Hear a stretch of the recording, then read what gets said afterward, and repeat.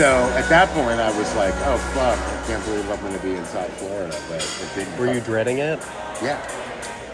It's like, I guess I don't understand. Like, what about it is so?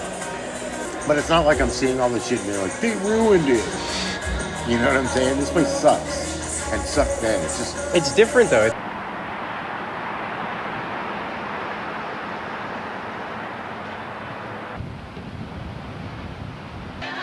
I'm gonna die. Yeah. I'm gonna get Stay killed. out of that. I know.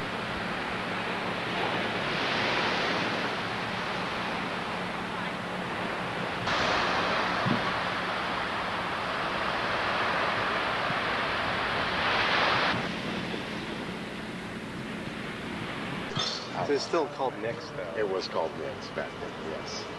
And we were here, we were sitting on this wall, and we were all on acid, and these cops pulled up, and one of the cops was like,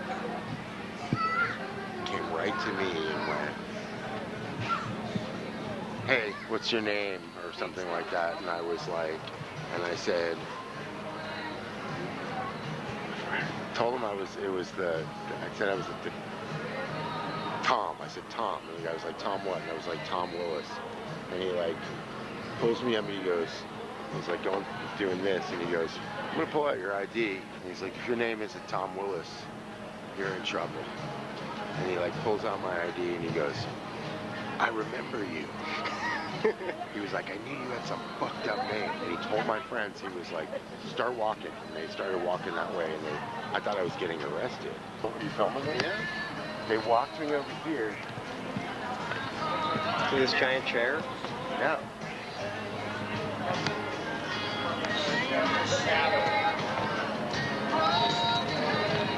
And their fucking cruiser was parked right here. And they fucking handcuffed me to the door of the cruiser. Like it was just double parked right here. And they were like, right here.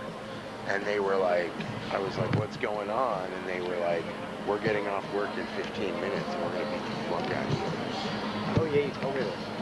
It was here. And then I was like, "Oh fuck." And I started pulling, and they were like, and they like smoked a cigarette. One of them went into Nick's and got a fucking beer. They came out, and all these bikers that were sitting out here came out, and I was like, "Oh good. They're not going to beat me up in front of all these bikers." And the bikers all came out, and they started just fucking talking to the cops. They were like, "Cut yourself a faggot." Sub Center. I worked here when I was a teenager. Yeah. And we used to have to give cops free food because the place kept getting robbed. And I would write "fuck you" and mustard on their sandwiches. So back in the day, there was this very well-known hair metal band here called Adonis.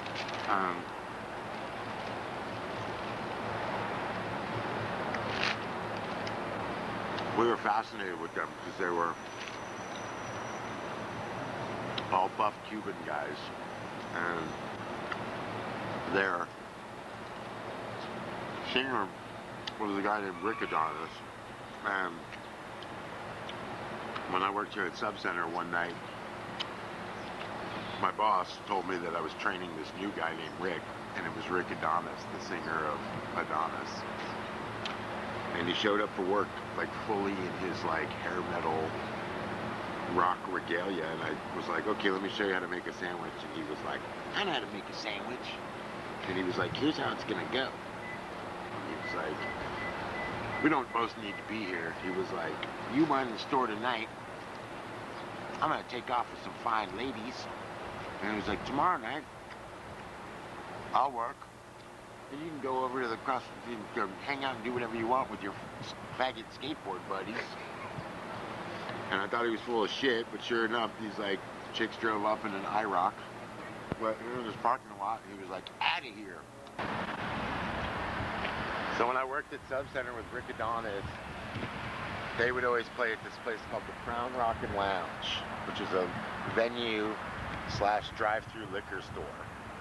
And they would have these crazy ass commercials on the radio that was like, the Crowd Rockin' Lounge presents, and they would name all the bands that were playing. And so when Rick started working there, my bandmates were like, see if you can get Rick to get us a show at the Crown.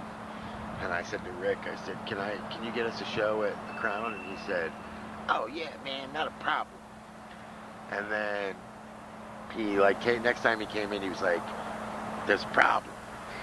And he was like, you guys have a demo? And we didn't have a demo. And I was like, oh man, no, we don't have a demo, so I don't think we're gonna play at the Crown Rockin' Lounge. And then a couple days later, Rick was like, got a show for you at the Crown Rockin' Lounge, open it for us. And I'm like, how'd you do that without the demo? And he was like, I just gave the guy a tape of Raven. And I was like, well, what happens when we play and we don't sound anything like Raven? And he was like, won't matter, you already got the gig. For the gig, I was in my car and we were listening to the radio and the commercial came on and I got really excited. I told all my friends, like, shut up, they're gonna say the name, they're gonna say Fuck Boys on the radio. And they were like, at the Crown Rockin' Lounge. And they said, Adonis with special guest Fudge Boy. And when I went into work that night, I was like, asked Rick, I said, hey Rick, how come they said Fudge Boy? And he was like, I might have told him that was the name of your band. And I said, oh, he's like, yeah, I don't think they would have booked you if you were called Fuck Boys. And he was like, Fudge Boy is a much better name.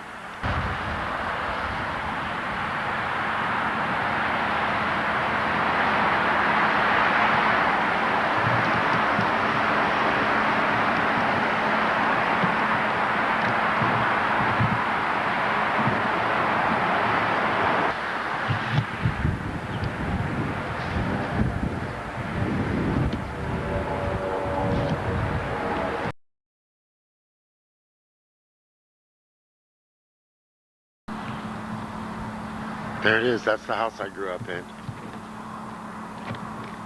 Used to practice skateboarding in this driveway. That window, the second one, to the back was my bedroom window.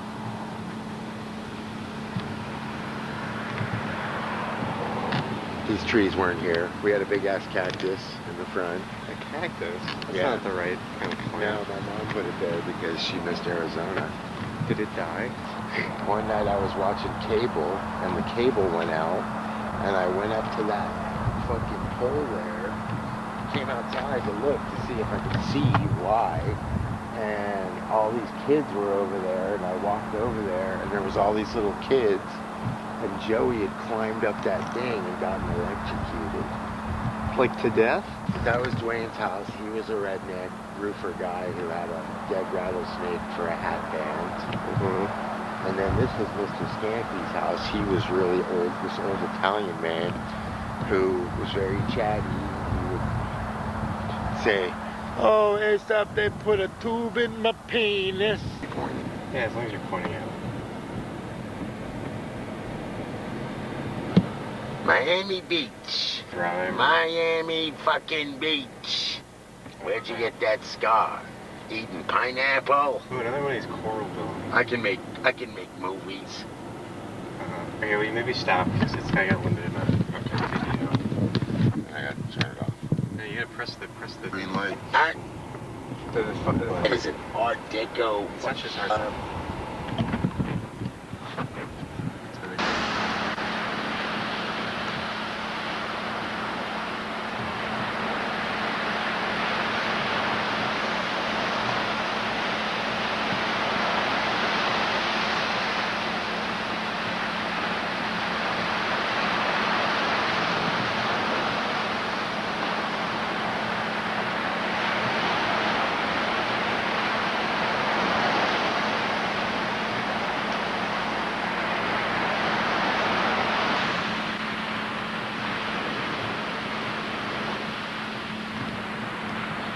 Hollywood Band Shell, or now they call it the Hollywood Beach Theater.